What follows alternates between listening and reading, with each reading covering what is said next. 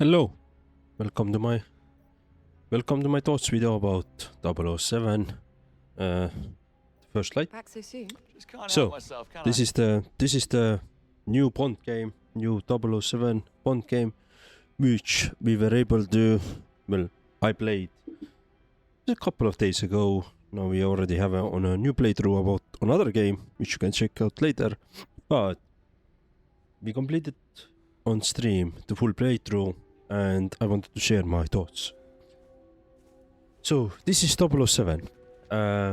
This is one side content area where you can spend your time, but we're not gonna dive deep there. What I just wanted to do is share some of my thoughts about this game, how I feel about this game, and what I hope next are. So, without spending too much time or more time, so this 007 really is a prequel, origin story for becoming the next great spy, right? And the next great spy in that terms is going to be the James Bond. The James Bond that we have, or some of us know from the movies, or other people knows from the books, right? And this is the origin story for you. You are working your way up to becoming the 007, and how do you get there? And there is a interesting story laid out for you. There is interesting game mechanics compiled for you that really tell you the story of that. And it's very well implemented, like truly well implemented. The game is done by IO Interactive, the same guys, the same company, the same studio, the same publisher, I guess. Also, who did the Hitman series, and you can definitely feel the Hitman DNA here.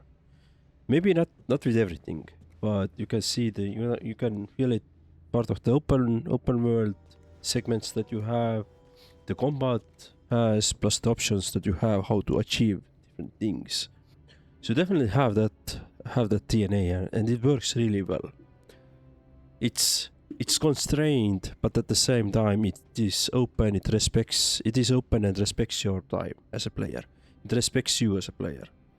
It's not a stupid game. It's not for just blindfold yourself and go through the game. It's not like this. You have to think, especially when you play on the hardest difficulty like I did.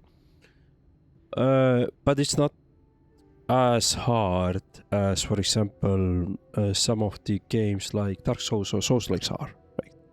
So it's still a very well balanced game. It's very well balanced game. Story is very good and highly recommend. The best part with story is that it sets you up for something that comes next. That next we don't know yet, but it definitely sets you up for something, and I can't wait for it. That's like my excitement level is already there. So it is very well made game. It is beautiful game, as you can see, and it's, like I said, very well executed game, right? It connects very well. I feel like this game connects very well with the overall characters that we have seen in the movies. In the movies, Bond is always a little bit arrogant, he knows, he does, he figures out, right? Cheeky in a sense, like he doesn't get lost with his words. He knows how to answer and get what he wants, right? This Bond here is the same way. So it really is. If you like the Bond movies, you're gonna feel home. You're gonna feel home in terms of it is something similar to you that you saw from the movies. At the same time, it's different. It's not the same. It's like different Bond actors give you something different. This one is like another Bond actor with different taste, how it achieves, right? So this is all the good and praises. But what about something bad, something negative of the game, right? For me, there was a couple of things. If you have seen and this is like spoiler, but it doesn't spoil any part of the game. It just tells that there is something, right? you seen the promotional material for this game. Then you also saw probably that Lenny Kravitz was promoting this game and he's one of the characters in the game. That is true, but I feel like, and he feels very interesting character in this game. Connects interestingly enough into the Bond shenanigans, let's say, or doings, but at the same time we didn't see too much of it. I'd like to see more what the Lenny Kravitz character is, how it evolves, how it plays against us or plays with us, you know.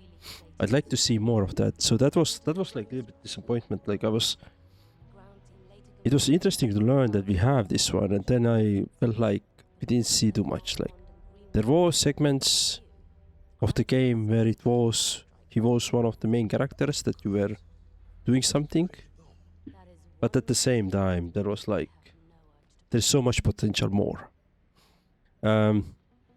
Game itself, I don't know if it's a bad thing or good thing, but I would say the game itself is on the shorter side. It took me about 20 hours to finish this game on the hardest difficulty. Given I didn't do all the things on the stack sim, which you can also do, which is optional, but on the playthrough itself, to try to find different collectibles, try to find different options how we can solve things, like all the stuff. Checking every nook and cranny on the map, or pretty much where you can access. Took me 20 hours on the hardest difficulty. So it's in that sense, it's not a long game. It's a shorter side game.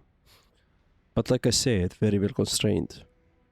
The more negative part, this is probably my problem really, is that game has multiple plot items or plot scenarios where you can really well guess what is happening next. Like, I wonder if that's gonna happen, and exactly that happens.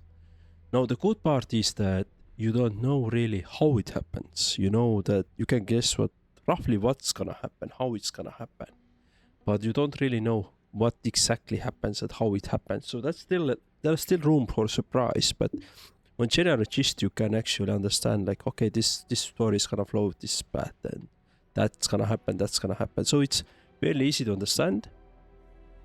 But at the same time, I feel like IO Interactive made a good choice here. Because if they went like really crazy with this, like every potential variant and everything, the game wouldn't be that good. Like they chose the safer path, I would say, for the first game. And it works excellent in that terms. Like, it's more constrained, it tells the story as it should be, it sets expectations, and those expectations can be grown or improved next on with the next installments of the game. So it's good and bad both, right? But what's my overall take? To be honest, as you can already understand, I really like this game. It's probably one of the best games I have played this year.